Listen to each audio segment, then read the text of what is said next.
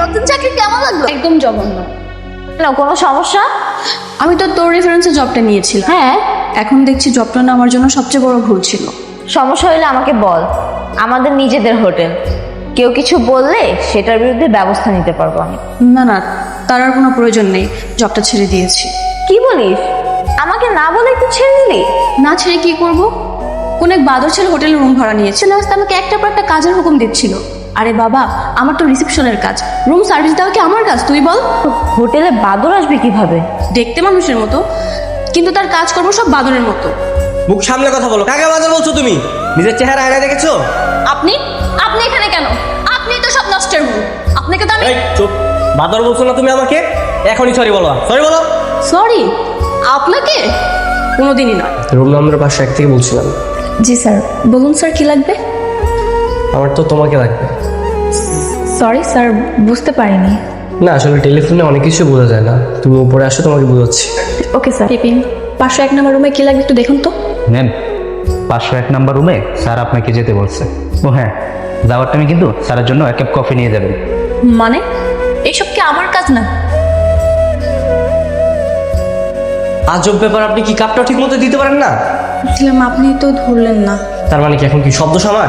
না না স্যার, আমি তো সেটা বলিনি। স্যার কোনো প্রবলেম না, আমি এখন আপনার জন্য আরেক কাপ কফি নিয়ে আসছি। আপনি যে কর্মকাণ্ড করতেছেন না, আমার কফি খাওয়ার একদম স্বাদ মিটে গেছে। ঠিক আছে, তাহলে আর কি করার, আমি ফ্লোরটা ক্লিন করার জন্য লোক পাঠিয়ে দিচ্ছি। কেন লোক লাগবে কেন? আপনি আছেন না, আপনি ক্লিন করবেন, ক্লিন করেন। জি স্যার। আর ক্লিন শেষ হয়ে গেলে আমার জন্য টাওয়াল, সাবান আর শ্যাম্পু নিয়ে আসবেন। বাথরুমে তো কোনো বাকেট বা মাগ কিছুই নেই, আমি শাওয়ার নেবো কিভাবে? স্যার বাথরুমে তো শাওয়ার ফাউন্টেন রয়েছে, আপনি তো এর মাধ্যমে শাওয়ার নিতে পারবেন। ও আচ্ছা। কোনো সমস্যা? স্যার 501 নম্বর রুমে যে গেস্টটা রয়েছে উনি আমাকে বলছে ওনার বিছানা ক্লিন করে দিতে, এটা কি আমার কাজ? করে ফেলুন না, ম্যানেজ করে। তোমার সবাই তো একটু ব্যস্ত আছে, বুঝতে পারছেন না কেন? আপনার আইডি কার্ড কোথায়? এন্ট্রি খাতাতে আপনার কোনো নামই দেখলাম না, তাড়াতাড়ি আপনার আইডি কার্ড বের করুন। আইডি কার্ড নিয়ে নেই মানে? আমার এখানে কোনো জব করবো না, একটা গেস্ট আমাকে একটার পর একটা কাজ করিয়ে যাচ্ছে, আমার তো এসবের কাজ নয় স্যার। আপনি চাকরি করবেন কি করবেন না সেটা আপনার সিদ্ধান্ত। যদি চান তাহলে আপনি চাকরিটা ছেড়ে দিতে পারেন। ঠিক আছে, আমার তো চাকরি এমনিতেই থাকবো না, তোকে কি আমি এমনি এমনি ছেড়ে দেবো? আমিও দেখবো গোসল করার শেষে তুই কি পড়িস। কি করছেন আপনি এসব? দেখতে পাচ্ছিস না কি করছি? তোর শার্ট ছেড়ে ছেড়ে টুকরো টুকরো করছি। আমার নতুন শার্টটা আমি কিন্তু আপনার জন্য অভিযোগ করবো, আপনার কিন্তু চাকরি থাকবে না। না থাকুক চাকরি, এমন চাকরি করা থেকে না করা অনেক ভালো, করলাম না চাকরি। পাগল নাকি? আচ্ছা শোন না, দেখ ভাইয়া কিন্তু খারাপ না, ভাইয়া আমার ভাই বলে বলছি না, ভাইয়া আসলে একটা ভালো ছেলে। মন থেকে রাগটা কমিয়ে একটু কথা বল, তাহলে ঠিকই বুঝতে পারবি। আমি তো শুধু শুধু রাগ করিনি, তোর ভাইয়া রাগের কাজ করেছে বলে তো রাগ করেছি। সব ভুলে জানা রে, ভাইয়া সত্যি তোকে অনেক পছন্দ করে। মুখ দিয়ে বললেই তার পছন্দ করা হয় না। ভাইয়া ভেবেছে এভাবে প্রপোজ করে সে খুব ভিন্ন কিছু করেছে, কিন্তু তোর ভাই এমন প্রপোজ আমার একদমই ভালো লাগে। ভাইয়া ও মনি একদম মুখের উপর কথা বলে। তোরা দুই ভাই বোন মিলে আমার সাথে এমন মিথ্যে কথা বলতে পারলি? আপনি চুপ করুন। আপনি কি সবাইকে আপনার মতো বোকা ভাবছেন? নীলা, তোর কাছ থেকে আমি এটা একদমই আশা করিনি। দেখ তুই ভুল বুঝিস না। নীলা প্লিজ, এরপর থেকে আপনার কাছ থেকে দূরে দূরে থাকবেন। আপনি যেটা চাচ্ছেন না সেটা কখনই সম্ভব না। ফার্দার কখনো আমার সাথে যোগাযোগ করার ট্রাই করবে না। আচ্ছা নিয়ে এসেছি, দেখি এখন ডাক্তার কি বলে। অবস্থা কিন্তু ভালো না। হ্যাঁ, যত তাড়াতাড়ি সম্ভব রিংটা পরাই ফেলবেন। ডাক্তার সাহেব, এই পড়াতে তো অনেক টাকার দরকার, ওর কাছে আপাতত অত টাকা তো নেই।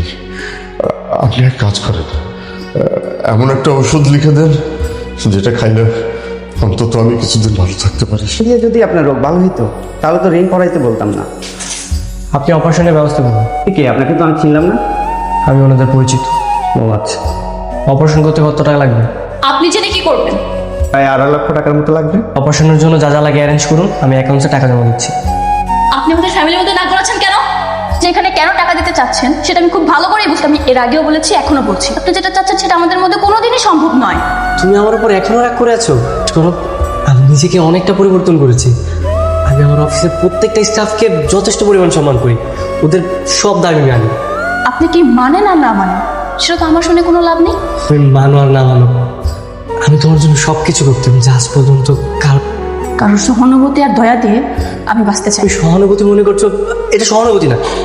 আচ্ছা বাদ দাও, তুমি সব কিছু হিসাব করে রাখো, পরবর্তীতে আমাকে শোধ করে দিও। এখন আঙ্কেলের চিকিৎসাটা করতে দাও। আপনার টাকার আমার কোনো প্রয়োজন নেই, আমি আমার পরিশ্রমের টাকা দিয়ে আমার বাবার চিকিৎসা করাবো। আপনি প্লিজ এখান থেকে চলে যান।